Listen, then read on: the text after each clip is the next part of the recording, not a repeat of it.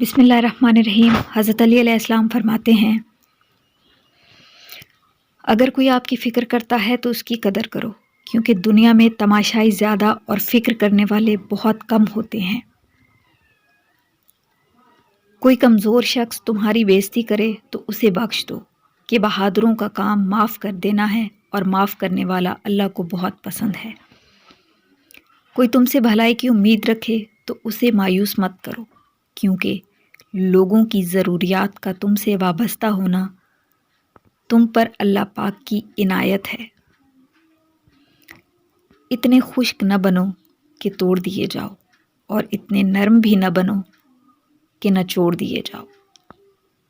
جس سے محبت کی جائے اس سے مقابلہ نہیں کیا جاتا۔ کسی کو پا لینا محبت نہیں، بلکہ کسی کے دل میں جگہ بنا لینا محبت ہے۔